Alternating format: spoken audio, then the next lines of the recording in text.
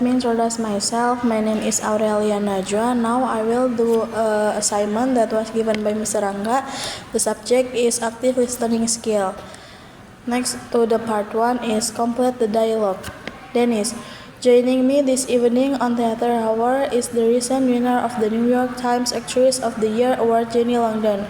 She's currently appearing on Broadway in the spectacular musical Daydreams.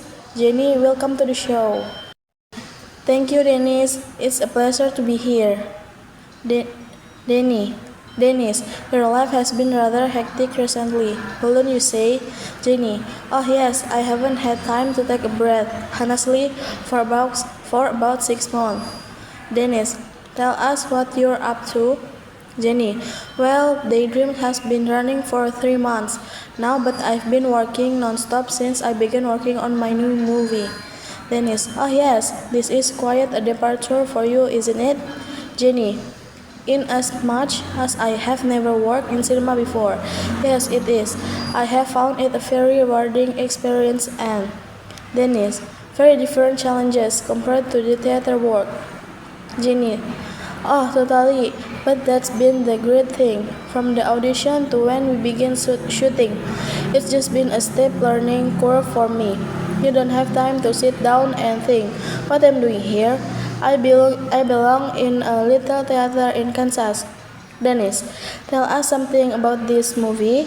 Jenny, well, everyone knows Tom Cruise plays the lead role, but it's a team performance to tell you the truth. Yeah, Tom is our quarterback, but he has great support all across the field. Dennis, what position are you in this football team? Jenny, me? Oh, I carry the sponge to the injured guys. No, seriously, I play one of Tom's wives. I don't want to give too much away, to spoil things for the listeners, but Tom isn't exactly a good guy in this movie. He treats me pretty bad and plays around with my head and a fair bit. Dennis, what was Tom Cruise like to work with? Jenny, oh listen, you know you get all dressed up and comic tours and people who just goes away the big stars and say how wonderful they are. But with Tom it's been great. He put me at ease from the first take and you don't ever feel stuck or well, that's not exactly true. I was a little in awe on a day one. We were out in the desert in Arizona and I just want to ask Tom for his autograph. What an amateur, but he makes it simple and that was the key for me. Dennis, now you say you don't want to give too much away, but you could give us a little taster, couldn't you? Jenny, oh sure. This is a superb, dark mystery in the great tradition of cinema. Leaves you guessing right until the final frame. A lot of twists and turns in the plot. And I gotta say, some great cinematography too.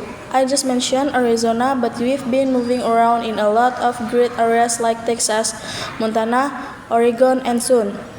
Dennis, sounds like a bit of a road movie. Jenny, huh? No, but Tom is moving around a lot in the story, mainly to get away from well, he can stray, can he? Dennis, has the little been confirmed? Or a release date yet? Jenny, the movie is gonna be called Choice, and we are looking at release date around Christmas. Dennis, how do you fit in the filming with your work on Daydreams? It can be possible, can it? Jenny, I don't think so either. Well, what we did was to do my location shoots at the start of filming before Daydream start. Now I am filming either in New York for a little in Chicago too. Dennis, so you're commuting between New York and Chicago? Jenny, yeah. Dennis, oh, you don't sound. Jenny, well, I mean it's not ideal Miss Grace and Larry. Dennis, your daughter and husband. Jenny, yes, being married with a child doesn't easily allow for you to be getting up at 5 in the morning for a flight hard. But we all know this is what I want to do since I can remember when. Dennis, a worthwhile sacrifice, wouldn't you say? Jenny, oh, positive in that respect. Yeah, sure. The Chicago scans are almost done now anyway. So I'll be in the Big Apple in a month until the end of shooting. Dennis. Now if you can just switch subject a little. Jenny. Dennis. You racked up a lot of controversy recently when you criticized Broadway policy on using women in major production. Were you surprised at people's reaction to that? In what way exactly? Well, it was said you were beating the hand that was feeding you and Jenny. That wasn't fair. Dennis. You don't think so? Jenny, it was like I was supposed to keep quiet just because I worked there. Come on, get real. I worked there, so I have more right than anyone else to make the observation I did. You notice I called them observation and not criticism. Dennis, observation that we're quite critical. Jenny, I am far from being a lone voice in stating this opinion. It just happens that I'm well known, starring in a current musical, acting, and performing now in this movie with a star like Tom Cruise. And now the press are interested in what I have to say. Was this point any less valid 2 years ago when I made it? Dennis, which you did. Jenny, oh yeah, I can find you the article, or rather the square inch, that my comments appeared in. Look, I think women are getting a raw deal on Broadway currently, and I would like to see some done to answer to Hook array of very talented female performers at our disposal are given the chance to shine. That's all I want, a level playing field for everyone. Dennis, if there are changes to this police, will still be around on Broadway or sipping champagne in Hollywood? Jenny, oh no, my heart will always be on the stage. Doing this movie has given me a new aspect to my professional life, but I will never leave that, the theater side of me, behind. Dennis, Jenny Longton, as always, it's been great speaking with you. The best of luck with all your projects and comebacks to see us as soon as possible. Jenny, just try and stop me. Thanks for having me on the show, Dennis. So that's all from part 1. Now move to the part 2. Part 2. Fill the missing part. I love working in the music business. It's so interesting and every day is different. The first thing I do every day is I check my email message. Many fans write emails to me and I like reading what they write to me. I write a couple of replies to my fans and then I surf around on some music website to see what the music journalists say about me. Then I leave the house and go to a small French cafe for breakfast.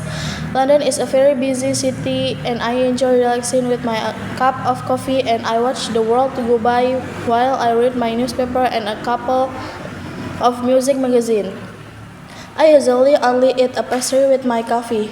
I never feel hungry in the morning. At about 11 o'clock, my car arrives and takes me to the studio, which is about 10 miles outside the city. I meet the other members of the band and we drink a cup of coffee together and talk about the ideas we have for the day in the studio. We never start working in the studio until about midday. Usually we begin with the problems of the previous day about 3 in the afternoon. We stop for lunch, but sometimes we continue recording if we have some good ideas. Because I'm the singer in the group, it must be careful with my voice. I never sing if I feel tired, and I drink a lot of water during the day for the last couple of hours until about 6 p.m. I don't sing, but I help the rest of the group with the music. I go back to London by car and arrive home about 6:30 or 7. Sometimes I have an interview on the TV, which is always really interesting for me. I meet my boyfriend, Peter, and we go to eat a tasty meal in a restaurant. He loves vegan food, so we often go and eat an Indian or Greek restaurant or something similar. I never go to bed too late as I don't want to be too tired for the studio. So that's all part 2. Now move to the part 3. Part 3. Make a note and retell by your own word. Larry Watson shared the evening sport news. In tennis, Diego Garcia from Brazil reached the semifinals of the French Open after beating Hans Gruller. He said his success was because he changed his coach. Next, two American players will play to decide who faces him. In cycling, Gianfranco Baresi from Italy won Stage 5 of the Tour de France after a long and difficult race. He is now leading the competition by more than 6 minutes. In golf, the IBM Open was delayed because of bad weather. Mark Keppel from Australia played very well and finished in first place. The best moment came from Ross Ruther, who made an amazing hole-in-one in Formula One. Gerd Kruger got pole position for the Japanese Grand Prix in rainy conditions. In baseball, teams like Milwaukee, Boston, Chicago White Sox, Tampa Bay, and Houston all won their games. So that's all from me. Thank you, sir.